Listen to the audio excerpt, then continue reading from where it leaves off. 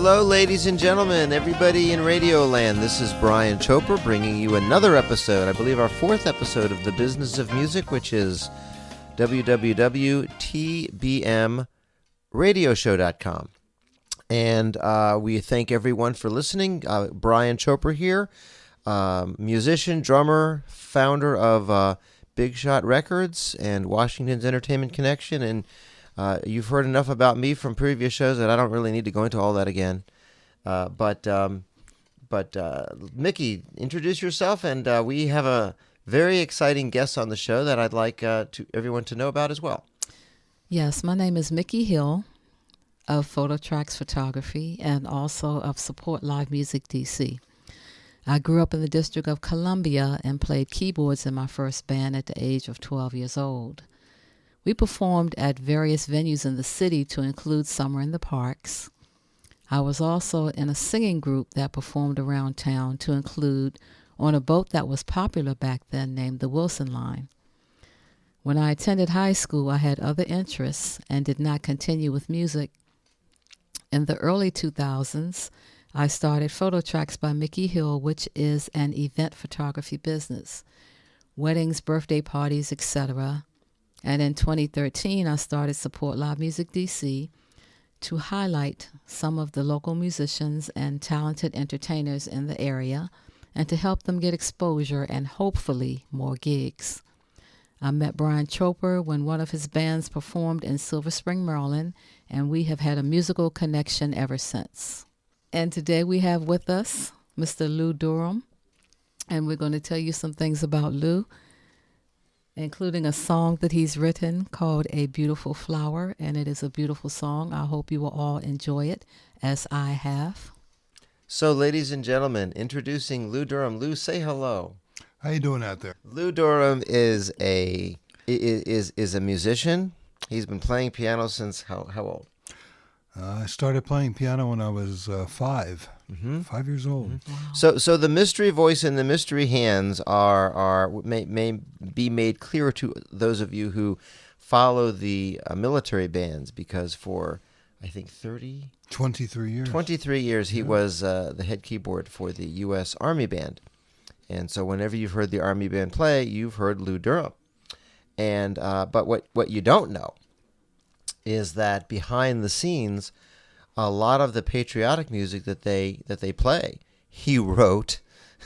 So he's not just the player; he's a composer. He's composed a lot of music outside of the military band as well. He's been a friend of mine for, I guess, over 20 years now. So not new to me, but been a while. It's been a while, and the longer I talk to him, the more we learn about each other. It's true. Fun. Yeah. Lou has just recently been signed to Big Shot Records, so that's a piece of news. And he is now music director for the Chopra Jazz Project, and Peter Canella's in part of that. And he's music director. He is arranger. We're working with him as songwriter. We're working with him in rock and roll, in jazz, and he's actually helping bring other artists into the label. So there's a lot going on, and so I thought, since we are working with a new artist, I wanted to bring him on. I was excited to share that with everybody. And this A Beautiful Flower, by the way, is so cool because it's the first track of his original music that we've put on online for anyone to hear, because we are teaching everyone how to copyright, trademark, license, distribute all the music that they do. If they're coming on with us, they learn how to do that, and then we do it for them. And so we're in the process of doing that with Lou's entire catalog of music. And this was the first song that we copyright. So we've put this on Reverb Nation, and it all of a sudden went to 31, which is exciting. I didn't know it would happen, but I will boast that when I heard you sing that, when I heard you do that song, that was the one song I said that we have to do something with first. It was Kale. Okay, it was Kale. I appreciate that. So as we go to break later, I think we're going to actually play that, or at least some of that, for you guys to hear, just some of the talent that we've got here. But it's a broad spectrum of talent, from writing to arranging to performing. Because you're going to hear next on our next episode, Lou is actually going to play for us some of these tunes and some of the patriotic tunes. Sure. I'm going on and on and on and on. So winding back. Mickey, is there any information that you would like to update people on about what you've done this week as far as bands go, and then we can go into a little bit of Q&A maybe about what Lou has done. I would like to do that, but first I would talk a little bit about Lou's bio. It's very interesting, Okay. and our audience may want to hear some of that. Okay, Lou Durham, a longtime friend of Big Shot Records founder Brian Chopper, a native of southern New Jersey. Lou Durham has been playing piano and composing music for nearly 50 years. He graduated from Rowan University in Glassboro, New Jersey, class of 1982. He holds degrees in commercial jazz piano with a minor in composition, arranging, and history, and a minor in Middle East politics and religion. After college from 1972 through 1986, Lou played music up and down the East Coast, performing at resorts and casinos. He then auditioned and was accepted into the U.S. Army as a pianist and toured with the band, traveling the country with the 214th Army Band, Atlanta, Georgia. In 1994, Lou won the audition for the prestigious and elite U.S. Army Band Pershing's Own in Washington, D.C., where he made it a career move to perform as a pianist for President Bill Clinton, high-ranking dignitaries, officials, and members of Congress, and actually spent 6 of those years as Vice President Al Gore's personal pianist, performing wherever the Vice President requested his services. And we'll get down to the part that I really like. Recordings include 4 CDs of patriotic music, including and featuring 2 title tracks he composed. He scored a composition featured in the award-winning documentary Why We Fight. Lou retired from the military after 23 years as a master sergeant and is now performing with Brian Chopper and his jazz band. And thank you for your service, Lou. Oh, thank you. Yes. It's interesting. We have a number of people who are with the label who are veterans. Yep. Really? Yep. And it's really cool. They all, and in fact, as we're working, as Lou and I are working on the concept of a USO program, we have other artists who are veterans who are just dying to come on board and do it. I mean, it seems to be veterans especially want to participate in that type of project. Yeah, we're putting together a USO. I didn't know you had other veterans Yes. on your team. Did you know that Peter Cannell is a veteran? I did not know that. Yes. I actually can get community service for interviewing veterans. Well, But this I'm is part of easy a to do. We service have a lot of organization. veterans. It just Okay. happens to, it's not that I'm looking for that, but it's really nice when you find that. It's Yeah. really yeah. My heart goes out to the veterans. Yes. And I've done USO things just because it felt right to do Yes. that. A lot of actors on TV and in movies are veterans, just a lot of them. So you get to meet a lot of cool people. And I'll tell you something. Sometimes when I've been at USO events, the actors who are performing are not veterans, but they still support the veterans. So it's a mixture. So, That's wonderful. So Lou, and you can tell stories about this, about you doing USO. The Army Band, right, has. I wound up in the Middle East playing for many country stars like Darryl Worley and Mark Wills, to name a couple, doing these Bob Hope style USO shows for the troops between Thanksgiving and Christmas time when they really need you the most. Mm-hmm. And it was just an amazing experience to do that. I mean, I've played in front of a lot of people, but to sit in front of 5,000 troops in the freezing cold in Afghanistan, outside, and nobody moves, for Right. the entire show. And to watch these country stars and Dallas Cowboy cheerleaders and Washington Redskin cheerleaders and stand there and freeze to death and sign everybody's autograph. They just kept going and going just and going. until it was done. Right. Yeah, it was just an amazing So was the Army Band the core Army Band? It wasn't pieces of it that went. The whole Army Band went. The Army Band's rock band that I was a member of called Downrange. It was called Downrange is a term that refers to when you're in the military and you go into a combat zone, you are going downrange. I see. You are going into battle, and so the name of that rock band was called Downrange, and we did that for. I'm trying to think. The first year we did it 2002, I suppose, after 9/11.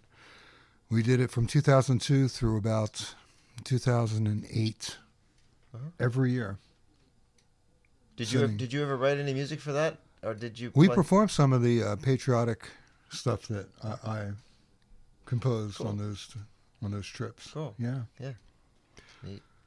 And it was really a neat experience to be able to play for these country singers who I had never worked for name country people before.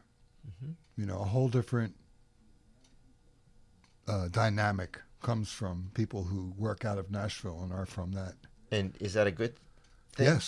Yes, it's a very good experience. What I've seen from the Nashville experience is that you have musicians who really are true musicians. You know, that part of the music industry has not yet gone to that popish thing where you're singing to tracks, or you're doing these tricks, or you're pitch or you're lip syncing, or whatever you're doing. Am I right from what you've seen too? That they're still true. When you see a country singer singing, or a country band, they're being true to their craft still. When these country singers came out, they would bring their lead guitarist with them. Okay. The person whom, played all the licks on their records and whatever. And they put themselves at the mercy of us. They trusted us to be the professionals that we were, to give them the kind of back that they needed to perform these songs. So what musicians did you perform for? What country? Darryl Worley, Mark Wills. I think we had, I'm trying to think, Craig Morgan was one of the country singers. These guys were like repeat offenders. They kept volunteering. They really wanted to do this. It just meant something to them to do it. Right. Senator Al Franken was a comedian who did the first tour that I did. A comedian? Yeah, he went as a comedian, and it was just an amazing experience. Okay. To be with him for those 2 weeks. And there was R&B acts and some rap acts, and that at that time were being given exposure by their record companies. Unfortunately, no offense to them, but I can't even remember their names at this point. Music becomes a blur. Is that You're because so you busy. played for so many people that? Yes, because music is it's just like a river that keeps going, and right. You kind of get washed over sometimes. And right. Now, when we play on the next episode some of this patriotic music, are these the tunes that you had played there too? Are these tunes you wrote before or after, or where? Before, after, during. Okay. During that time frame. Okay. The first song that I wrote for as a patriotic song was after the 1990 Desert Storm thing, and I remember that. There was a picture on CNN of a tank coming in to liberate Kuwait, and there were Marines on top of the tank, and they were waving an American flag. And so I jotted down on my little notebook that I carry all the time, "The flag still flies high." And that wound up being the first patriotic tune that I wrote, which got an amazing amount of play when we performed it and traveled all over the country. Got it. Cool. So now people know who was behind this. Yeah. So now we've talked about this, but let's go back, because let's go back to the beginning, okay? Oh my. As I said to people, this may be more than one episode, because you started playing. You told me you started playing piano at age 5, and that you knew right away that you wanted to be a pianist. Right? I always wanted to be a pianist. My Uncle Richard was a Air Force pianist who had long been out of the Air Force before I was probably born. But he performed as a professional musician and did a lot of USO work in the late 50s and the 60s up to about 1965. And I can remember going to my grandmother's house, which was the only place there was a piano, and watching him play when he was home and always wanting to do that. And so when I was 5, he would start showing me some stuff on the piano. I mean, I was very young, and it wasn't structured. But you mentioned lessons. USO even then. Yes, But yet you told me that when you started playing piano, you had no concept that you'd ever join the Army. No, I never thought I would. So it's just coincidence. Yeah. Okay. Yeah. So what is a typical day like in the Army band? In the Army band, there was, up when I retired, about 275 members of that band in a building that probably can't house them all at once. We would be like sardines in there. But we have the ability to field 2 ceremonial bands, probably about 40 pieces each. The main support for the ceremonial bands is the comings and goings of dignitaries into D.C., wreath-laying ceremonies, military funerals.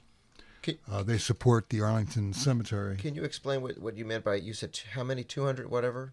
275 members of the band. Now, are those musicians or are those... Musicians. Okay, so obviously they did not all play at the same time. No. So explain how that... Well, we have the ceremonial band, and then there is the concert band, which people audition for specifically. From the concert band, some members are taken, and we have the Army strings.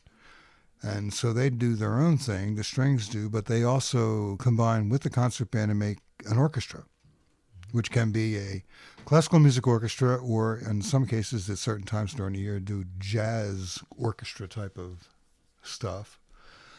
We have a men's chorus, which is, I think, one of the only men's choruses left in the country, especially in the military. And they sing they're all classically trained and just excellent vocalists. You can see them singing national anthems around town and at the Nationals games or over at the Verizon Center. I mean, these guys are pros, and they're very, very good. Now, basically, you're talking about a whole coordinated effort with 200 musicians or so.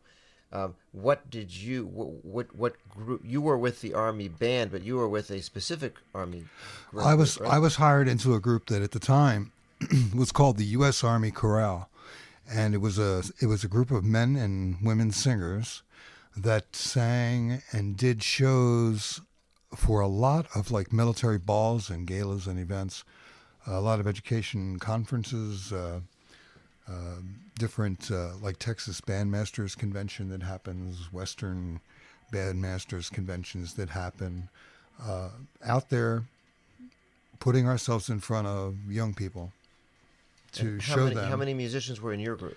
We had 2 pianists, we had a bass player, a drummer, and an occasional guitarist at that time. And we had about 10 or 11 singers in the group. And they would do singing, and they did some choreography, and they put on like a show. Mm-hmm. That lasted from when I got there in 1994 until just after 9/11. And then the band started to morph into a rock band, which the Army band had not had a specific rock band. Is that because of 9/11? Or is it just... I think it may have been because of 9/11, or it may have been because it was just time for a change in the type of music that was being put out. But it became clear to us all that it made more sense that we put a group out there that it was performing music that young people were listening to on the radio all the time. You're saying it was time to get current. It was time to get current, right. That's really interesting to hear. For young people, that we were trying to show them something positive about the country and about the Army, and for the troops, because they were all young too. A lot of them were like between 18 and 25 years of age. And okay, you mentioned 2 keyboard players, and did that always... I heard you say that, 2 keyboard players. 2 keyboard players. So I'm trying to understand why they would need that, and then, or unless one was a backup? Am I missing No, we something? both played at the same time. There was a primary. the primary was a guy that is a fantastic pianist. His name was Bobby Smith. He was the sergeant major in charge of that group. And I was hired to come in as the keyboard guy that would do the synthesizer parts and all the extra stuff. So we would go out and perform with these singers with a bass player, a drummer, and the 2 keyboards.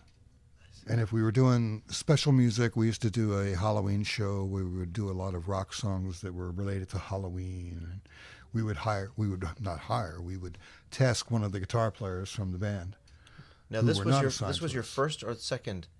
You had the beginning of your career. You were in one rock band. You were in one Army band. That was in Atlanta, Georgia. Sure. Okay, so this was after that. Right. This is when I got to DC. Oh, there's a lot. There's a lot of bio too. Oh yeah. To explain, I know. This is deep. This is deep. With the band. No, I'm hearing about some of these things that I did not know. So you had. Yeah. So you were playing supplemental on the keyboard. Basically, yes, I was. And then when Bobby Smith, the sergeant major, could not be there, then I was the primary. Okay.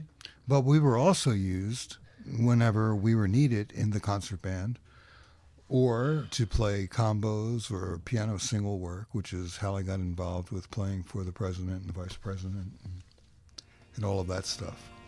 So this was a collaborated effort. Yes. It wasn't just a band, it's a teamwork thing. We are going to take a short break and come back in just a few minutes to continue this fascinating discussion with Lou Durham.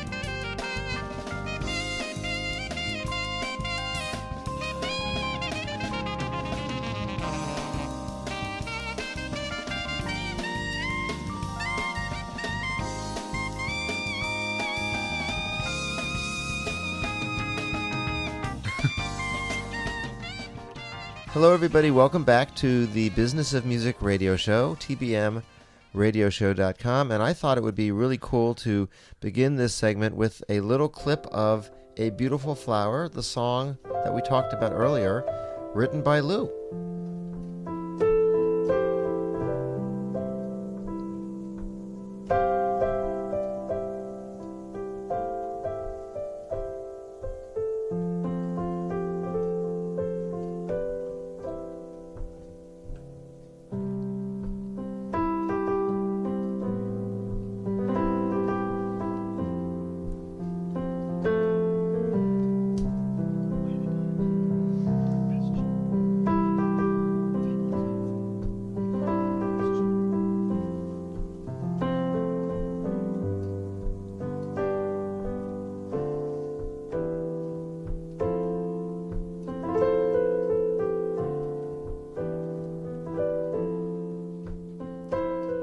So one thing that I find interesting is that Lou has shared the stage with many, many people, to include Dave Koz, Darryl Worley, the Soul Survivors, Harold Melvin and the Blue Notes, Teddy Pendergrass, and many, many more.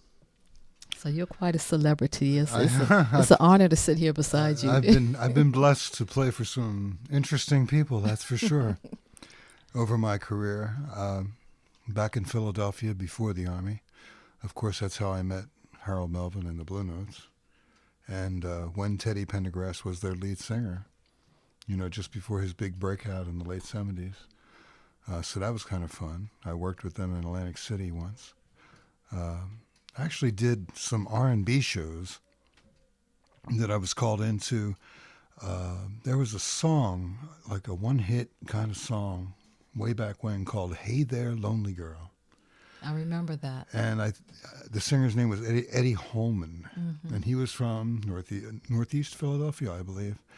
And I can remember sitting in his basement, practicing with him for a R&B show that we were going to do, and sitting there playing "Hey There, Lonely Girl" and having him sing with that beautiful falsetto he had, and thinking to myself, this is just the greatest thing ever. It's just, like, I could never work a straight job in my life because it just wouldn't be the same. It wouldn't be any heart, Mm-hmm.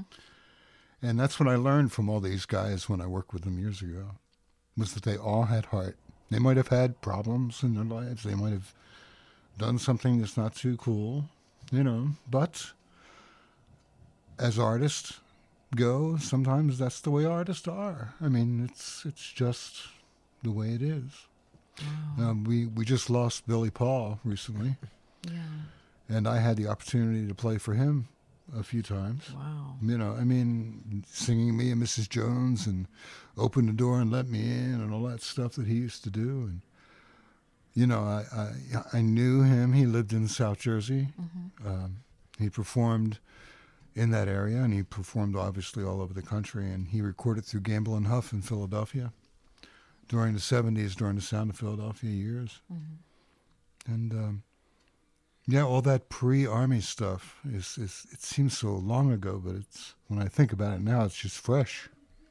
So you had the privilege of playing for them in the Army, but you also had the privilege of meeting them. I played for them before the Army. Before the Army, yep. Sure. So when I was in my 20s. So then having them in the Army too, it probably was pretty cool because you already knew them. Yes, some of them I did. Some of them I did remember me, that it had been so long. I mean, it had been 15, 20 years in some cases for some of these guys. But plus I was a very young, long-haired, Jesus-looking guy with a close crop beard back then. And I just cannot imagine you looking like that. I was Louis D. from South Philly. That's how I was known back then, Everybody in Philadelphia, you get your nickname and you get your first initial. That's how you are recognized. And I started to sing because if you were not a singing keyboard piano organist playing in a rock and roll band or in these commercial dance bands, you didn't get work, period. Wow. Everybody sang. Philadelphia is known for its blue-eyed soul. And so they want background vocals, So while you were in the Army, could you teach or gig in the civilian sector, or were you just... Yes, you can. Okay. You can. I had joined the union just to be safe because there was an awful lot of work in D.C. that was union work. But, of course, Virginia is a right-to-work state, and so it did not matter. And we in the Army Band, I mean, you normally have to ask permission to go and work on the outside. We kind of all understood that is our first priority, our duty to the Army. So, I mean, I always had a schedule of students, and I had a schedule of outside playing jobs that I would have, but knew that I would have to cancel or sub the job out to somebody else should somebody call and I was needed. It's just something we accepted. We all accept it. So is the piano the only instrument that you play? Do you play other instruments? Well, I played trombone in high school, but and I played it through college, but I gave it up for Lent, and I never picked it back up again. I just didn't have the sound. I mean, I did not like the way I sounded, and I don't think God meant me to play a trombone. I mean, I know how the thing functions. I could teach it if I really had to. But I'm not a professional trombone player by any sense. So as a musician playing an instrument like that, okay, the piano, you felt that you were in the right moment for that. But the trombone, I guess what gets me here is this. Most musicians are like, you learn to emulate other things, other sounds that you hear on. As I can tell you that I do that. Okay, Right. you emulate other things that you hear, and then you try to figure out how to you recreate that. So you're saying you couldn't do that on the trombone? I couldn't make the sound. I didn't have the mouth for it, the embouchure. Okay. I don't know if I didn't have a good teacher, or if I didn't have a good mouthpiece, or if or what the problem was, but or maybe I just didn't take it as seriously. Because you're a teacher too of music, Right. and we've discussed even on an episode. I don't remember if it was the first or second episode, Mickey, about how to introduce your child to music. Yes, And we one of the did. things we didn't discuss was this kind of thing, which is maybe the child isn't right for the instrument. That's right. That's what you're saying, though, Lou. You're Basically, saying- yeah. I mean, everybody's meant to do something, and the piano is a good place to start because it's the basis of everything. Okay. And when you play music, every instrument there is, the whole job of playing the instrument is to emulate a singing voice. There's two things that have to happen for music to be a something that is felt and understood and loved, and that is, number one, rhythm. There has to be rhythm and a beat and time and something going on, and there has to be somebody singing, because that's the most perfect form of expression. Okay. So as a pianist, what I teach is that if you do not sound like you are emulating a human voice, if you are not phrasing that way, if you are not articulating the piano in a way to create that kind of a sound, then you are just way off the mark. You don't get it. Okay, so let's twist this around a little bit, because you get into these things, and then other things pop up, and we haven't even talked about your life yet. But when we've talked before, I've talked with Mickey before about the art of teaching a child how to play an instrument, and you're a teacher in your own. You work for an educational school, right? Yes. Okay. And how do you're basically saying that every time anyone picks up an instrument, they're talking. That's the whole point. Okay. Yeah. So how do you introduce a child to that that concept? in your school? Well, after all these years, and having gone through piano pedagogy and music education courses when I was in college before I switched my major. I switched the major to commercial jazz pianist from music education, because I didn't think that I wanted to teach in a structured environment in schools. What I do now with these kids is I've come to the conclusion that there are 4 fundamentals that if I can get somebody to understand right off the bat, if they're new with me, they are going to be just fine. They will advance very quickly. And those fundamentals are, you have to learn how to read the notes. You just have to. You're saying you have to know how to read music. You cannot play by positions. You cannot think that your hands go in one place and your fingers will always be a certain note. I mean, these lesson books all talk about the C major position and the G major position, and there is no such thing. You put your hand on the piano, you hold the correct posture, 5 fingers go on 5 notes, you read. And number 2, you got to play the correct fingerings. Number 3, you have to articulate properly.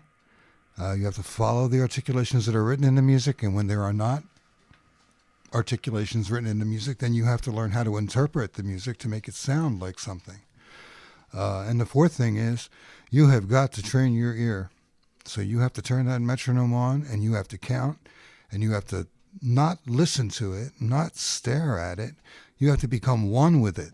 You have to understand that time is a river, and you either get in and you go for a swim, or you stand there and get knocked down and drown. You have 2 choices.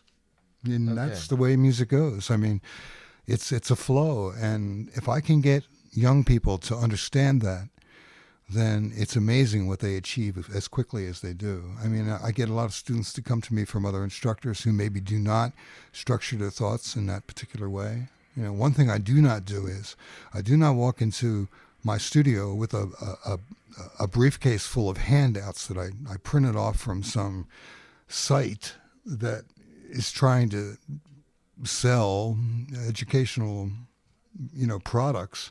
Okay. And then hand them to the kids and say, go study this. I mean, that's not it. I write in their log. I show them exactly what to do.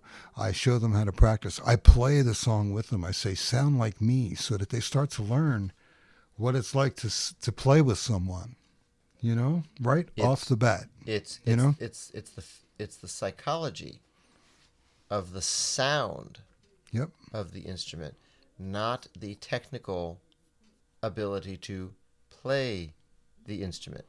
I took lessons with a That's guy. what you just said. Yeah, exactly what I said. And I kind of learned this when I was 13, 14 years old. I was studying with a guy in New Jersey who had I was taking accordion, and I was also taking piano lessons. One from one brother, accordion, and piano from the other brother, and his name was Skip Milos. He had a school called Milos Conservatory, and I told Skip, who had been a professional musician in the 50s and the early 60s, I said, I think what I want to do is I want to become a professional musician. And he looked at me without even batting an eye, and he said, you are a professional musician. Now you have to prove it. And I looked at him and I said, what do you mean? And he said, if you want to be a professional musician, then you're going to have to get your record player out, and you're going to have to listen, and you're going to have to lift, which I didn't know what lift meant at the time, but that meant write down everything you hear and try to sound exactly like that. And that's how I started on this path of being a songwriter and being a commercial musician and being different than just a classical pianist. Okay, so let me challenge you with this question. And I can give this because I'm a musician too, and I know that when I was learning how to play, it just came naturally to me. Mm-hmm. And so I can relate to the fact that if I wanted to make a sound, I still had to practice the rudiments in order to be able to do anything well. I still tell people that the drums are one of the harder instruments, whereas most people think they're an easy instrument because you can always make a noise easily. But you can't make it sound good unless you really, really, really have the rudiments down. Mm-hmm. And so it takes a lot of work in drumming to make things sound good. You can make them sound, but not sound good. But once I did that, I could always make whatever I wanted to do sound like what I wanted it to sound like. But what you just said was the psychology of it. You're assuming, though, that there's already an inherent talent in the person that you have to bring out. Now, what happens if the child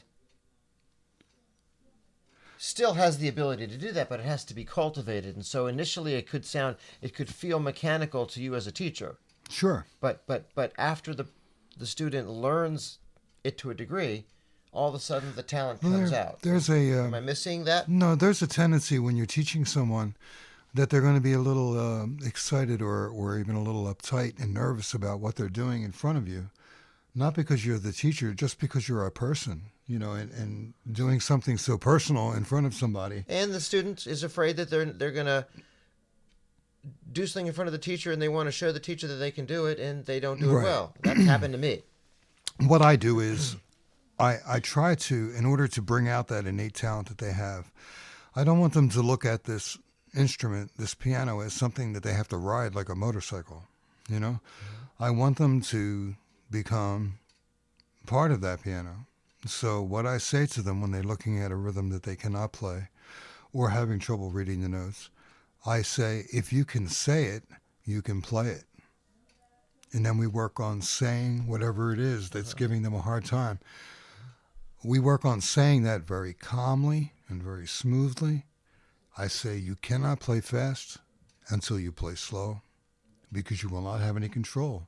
You will not know where all the parts of a beat are that you are looking at a rhythm unless you have counted them slowly and know where they are. And eventually your ears and your hands will catch up and you will be able to do whatever you want. Now, people on the outside will be thinking, that's a quacky thinking. At the same time, people on the inside who know music would probably think that's just deep, but it is the reality of. It's the reality of it. I mean, I don't go and tell somebody how to fix a car. You know, I have no idea. I can barely change my oil. I would not pretend to tell anybody how to do their job. And unfortunately, when being in the music business as a music educator, a lot of people do not look at it quite that way. It's not just going to school for 4 years and getting a piece of paper that says, yeah, I know something about this. It's your life. I told you before the show tonight that, you know, I had a long day yesterday, and I went home and I said, I am going to insist that I sit down and just have something to eat and watch some TV and go to sleep. I wound up spending another 3 or 4 hours working on various projects that I'm doing for Big Shot Records, because that's what I do. You know, it's like I'm not going to sit around. I don't go bass fishing. You know, I don't watch NASCAR. I do have a penchant for the Nationals. I watch every game they play because I love baseball. But, you know, outside interest, it's tough for me to have outside interest because my mind is constantly working on music. So there may be people after hearing this that are thinking, if nothing else, I need to have a chat with this guy because, because they're thinking, how do I get my child into this world, or at least on fire them. Like this, right? Well, right, and you know, I've talked about the ins and outs of practicing and what a professional even has to do on that level to keep practicing or to keep rehearsing, and the difference between practicing, rehearsing, and performing and all of that stuff, because a lot of professionals get that confused. Sure. Okay, but you know what I think we're going to do for you is put a section on your site that talks about the educational aspects of this, because it's deep with you. Yeah. I've never actually spoken to Lou about this, and I'm learning along with everybody else who's listening to this about where you're going, and I'm thinking we have to build on that. Mm-hmm. And sometimes a student may not understand where you're coming from, and you know, it's really a difficult thing to teach one-on-one, and it is a difficult thing because you're trying to control your emotions and your penchant for getting the point across, and so you may have to explain something in several different ways to get the point across. And I am not afraid to look at the student and say, give me a second to collect my thoughts. I don't want to get frustrated. I want you to understand. So I have to think for a second about another way to explain this to you. Right. So you take a break, you know, think, just cool out for a second, you know, let me get my mind together, and then we're going to try this again. So each student is a project for you? Every student is a project, and everybody is different. I mean, I teach them all the same concepts, but I have to teach them all in different ways. Okay. So by the way, people can go to bigshotrecords.com and look under artist Lou Durham, and they can read about this and see, and I'm sure we'll get some of your music up there too. Sure. This is brand new, and we're also going to have a section up there about the educational angles that you're taking. We'll be right back.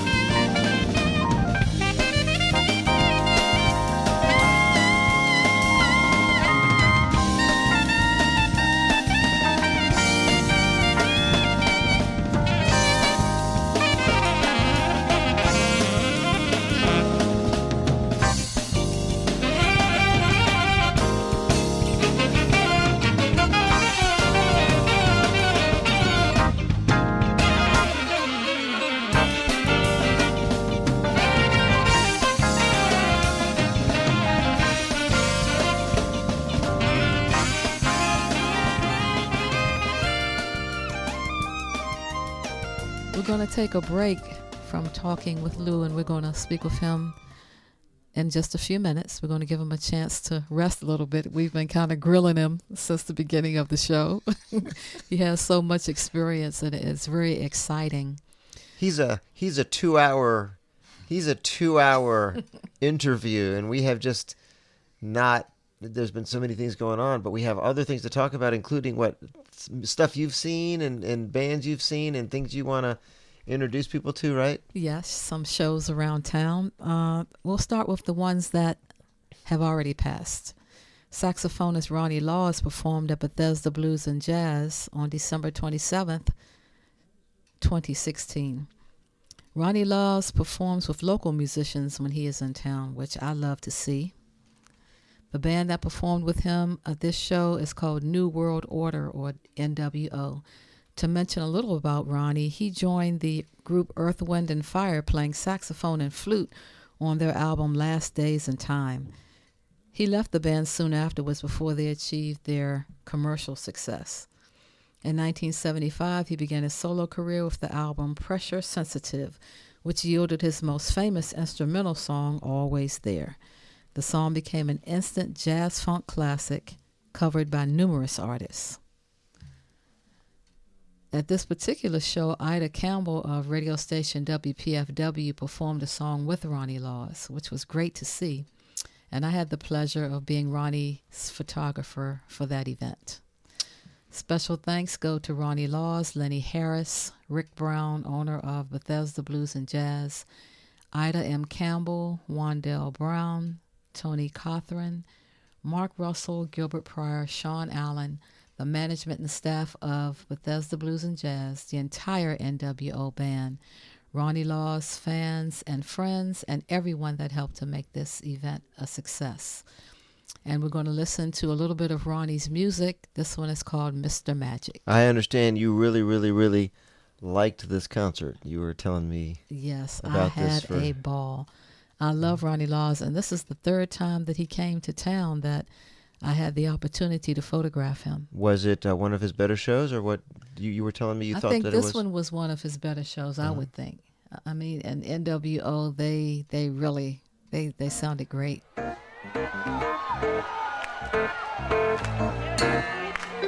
Y'all step right up now. Step right up.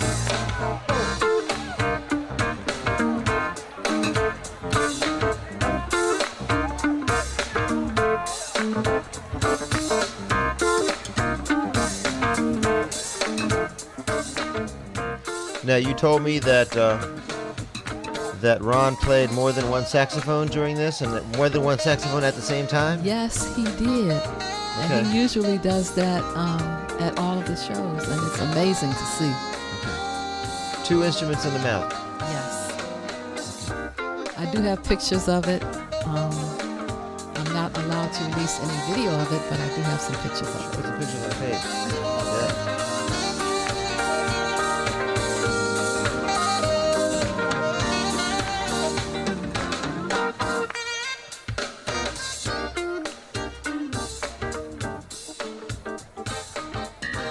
Makes me want to get up. And I'm sitting right now, but it makes me want to get up.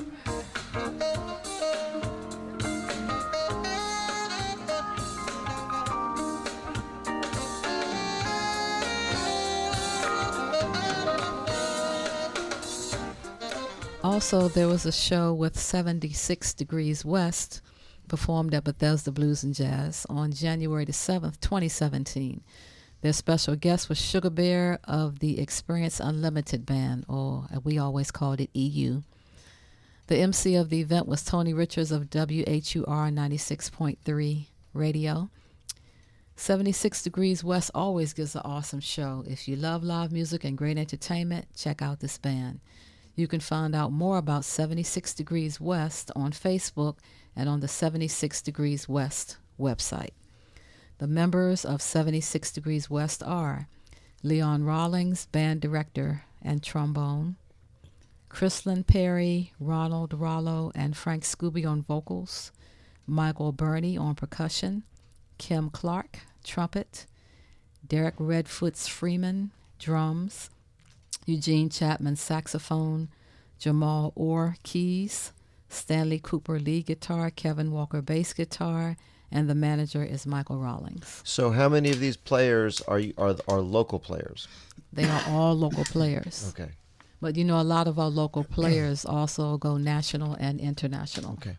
And that's exciting. Yes. So in other words, this isn't just an artist coming into town. These are local talent. Yes. Yep. Yes.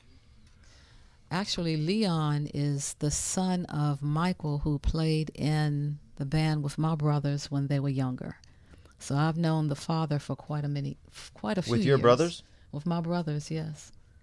And a lot of the DC musicians, local musicians, actually practiced at our house in Northwest DC years ago. How many years ago are we talking about? I would say years ago. Okay, so it's been... I was just a little girl. Okay, no, seriously. But my older brothers and a lot of the musicians who are still playing did practice there. Mm-hmm. And so it's amazing to see who is still playing and who... That's what I was going to say. For you, yeah. Seeing that now is like a deja vu, isn't it? It is. Yeah. And so we're going to listen to the latest video of 76 Degrees West, and it provides us with a compilation of some of the music that they did. Y'all ready? Everybody now, hey, hey, hey. What you got to say? Now, hey, hey, hey. What you got to say? From the front to the back, come on. Hollywood singing. One more time, y'all. Come on. Hey, Hollywood singing. Hey, to the top. 2, 3. Don't believe it, just why? Don't believe it, just why? Don't believe it, just why? Don't believe it, just why? Hey, hey, hey, oh, uptown funk you up, uptown funk you up. Does it sound like Bruno to you? It does to me.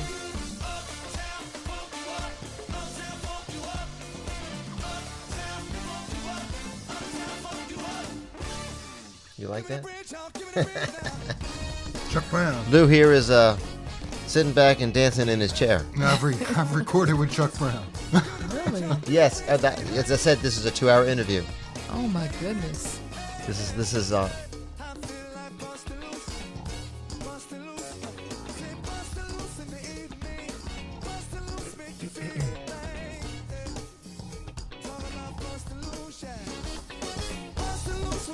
can go on and on and on and on with that, man. Yes, indeed.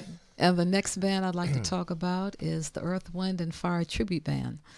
They have performed at many venues in the D.C. metropolitan area. On January 13th, 2017, they were featured live on Good Day D.C. on one of our Washington, D.C. local TV stations, Fox Channel 5.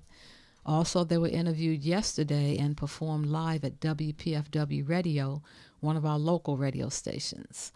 The Earth, Wind, and Fire Tribute Band is known for the love and appreciation their group of talented musicians share for the style and musicmanship displayed by the original band Earth, Wind, and Fire. Some of the members are Alvin Kellebrew, founder and bass guitar, Marcus Burke, keyboards, Cullen Waller, trumpet, Stephen Sandridge, drums, and Eugene Chapman, saxophone. And we'll talk more about the Earth, Wind, and Fire Tribute Band once I've had the opportunity to attend a show and speak with them personally. And for our last one that we reviewed, that was the Johnny Artist Band. They performed on Saturday, January 14th, 2017 at the 219 Club at 219 King Street in Old Town, Alexandria, Virginia. The energy was high from the time Johnny Artist and his band began until the show ended. This was a standing room only event. The Johnny Artist Band is well known in the Mid-Atlantic region for their fun-loving brand of R&B and rock and roll. Johnny was born and raised in Caroline County, Virginia. At the age of 10, he moved to his present home of Alexandria, Virginia, worked as a chef before he decided to pursue his music career full-time. The Johnny Artist Band continues to produce classic rock and roll and high-energy rhythm and blues. Johnny's band at the 219 Club consisted of Sean Peck, drums and percussion, Winston on keyboards, Lee Dotson, bass guitar, Tony Albany, lead guitar, Charles Lewis, alto saxophone, and of course, Johnny himself, owner, CEO, and lead vocalist. And you can find out all of the information about the subject matter that we are speaking about at www.tmbradioshow.com 24/7. Yes, and we're also going to be taking any artist that we've reviewed or talked about, where there's a video or audio, and we're going to post that on that page so that as you're watching this and you then listen to a clip that we air, you could then go to that same page and listen to the whole video or audio so that you can see it there. Or you can pause the video, then go to the audio, come back, so that you can go there, see the whole show, experience it for yourself. And if you're looking at the music like we're playing a segment of music and then we cut it out, we can't play all the stuff on the air because it's just too much, but we're going to post it there so that you can then hear it yourself and understand what we're talking about, because this isn't just about reviewing an artist. It's about the culture of our national music, a culture of DC, and what you're seeing, and that way you get to see everything, and we don't want to take any of that away from the experience of the listener. So that's what we're doing now, because people were saying, hey, you didn't put that segment up long enough. We wanted to hear more of that music. It's like, what do? Well, that's a simple way to do it. Go to the show, and you're going to see videos up there. And if there's a video that you want us to put up there that we talked about that is missing, send us a note, and we'll go ahead and fix it, because that's happened too. Okay, so. And also, if you have any subject matter that you would like to hear us discuss, then you can go to my Facebook page and inbox me and let me know what that is. And maybe you would like to come on the show and tell us your take on some of these subjects. Talk about being proactive here. We have a job position that we're also, wanting to talk about. I think we should let people know that if they like what they're seeing on Washington's Entertainment Connection or Big Shot Records, we actually have a position that we're opening up. Took me a long time to decide if I wanted to do this, but I thought, let's go on the air and tell people what we're trying to do. And the person, well, you can explain what we're trying to do here. Washington's Entertainment Connection, WEC, is hiring. Washington's Entertainment Connection is looking for a prompt, efficient, assertive individual good at building relationships to fill the position of sales marketing representative. The incumbent must service existing accounts as well as secure new accounts for WEC. The individual must have dependable transportation and a professional telephone voice and demeanor. Proficiency with email and social media and strong communication skills are required. Duties include identify and spread the word about WEC, secure accounts and sell the band's services, make phone calls and follow-up phone calls to prospective clients, make visits and distribute information to prospective clients, keep management informed by submitting activity and results reports, such as daily call reports, weekly work plans, etc., contribute to team effort by accomplishing related results as needed, and other duties as assigned. Salary is negotiable and commensurate with results. And the point of contact for this position is www.tmbradioshow.com. Well, that's right. Or they can contact info@entertainmentdc.com. And basically what we're doing here is this person will have the opportunity, if they want to also meet some of the artists of the company, meet people like Lou, understand the music. We're a label, we're an agency all about culture and music. That's why I started this. And anyone who comes on board is going to be have the opportunity to be saturated in that too. And I think the more they know about it, the better they'd be going out there in the field and doing all that. And so we are basically putting a position out there for someone who's interested in this, you got to have some music background, you got to understand what's going on, because you're going to be representing us, and that's what we do. But then if you're really, really interested in the job, you're going to get more out of it than just walking around handing out flyers and literature. Exactly. Yeah. Okay. So do we want to talk about our last two events that are upcoming? So we'll talk about the Nexus Band next. The Nexus Rock Band will be performing at Harp and Fiddle in Bethesda, Maryland, January 26, 2017 at 8 p.m. Harp and Fiddle is located at 4844 Cordell Avenue, Bethesda, Maryland 20814. The Nexus Rock Band plays the music that made classic rock legendary. The Nexus Rock Band features Brian Chopper, Bruce Packett, and Ryan Lucas. Yes, and so full disclosure, this is my band. Yes, it is. And I will also say that Harp and Fiddle sounds to everyone else like an Irish pub, which I guess it was. It really coined that way years ago.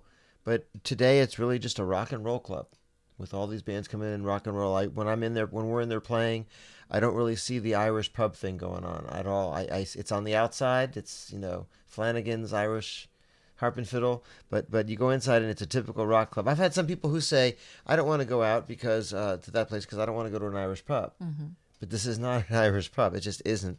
It's a regular rock club with a lot of high quality people who come in there too. So we have a regular following come in there, and these aren't the type of, these aren't the drunkards that, this is a good quality group of people that come in there, have fun and dance, and it's a pretty fun, cool group of people. Yeah, hell, I've been to a lot of clubs where it's the crazy, right? This is nice. So if you're looking for a nice night to go out and rock out with a band, there you go. And the band is great too. I've heard them. They're wonderful. She's biased.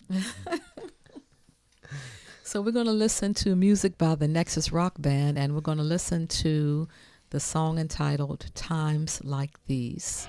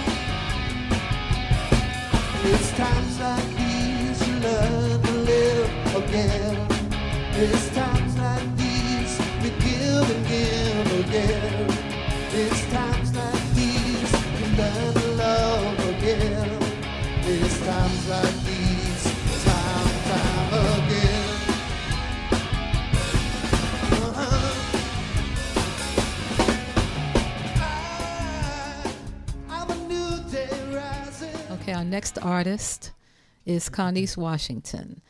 Connice Washington is a jazz vocalist and recording artist who captivates her audience with her distinctive, sultry, sweet stylings, comparable to none.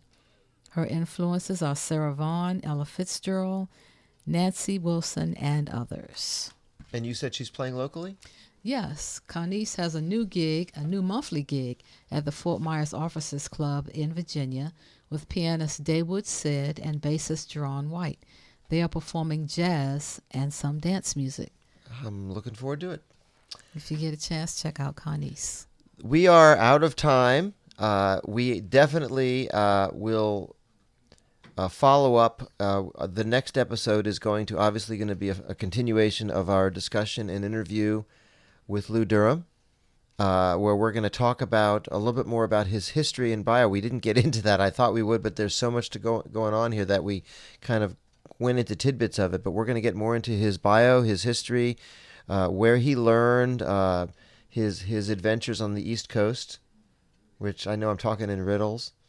But we'll get into all of these things and more, and how he was brought into Big Shot Records, and all the material that he's written that we're publishing for him, and all of these things that we're going to talk about. And I think by the time we come back, you're going to be able to play some things. Sure. You're going to play some things on air that he's written on his own, and maybe we even have a little bit of an opportunity for him to show how to write a song. Sure. There are so many cool things to go over here that we're going to go into. So until the next time, which will be within the next week or two of our podcast, this is Brian Choper And Mickey Hill. and Lou Durham, And Lou Durham. and we'll see you next time. And I would just like to say thank you, Brian. Thank you, Lou. And to all of our listeners and vendors and our nationwide music family.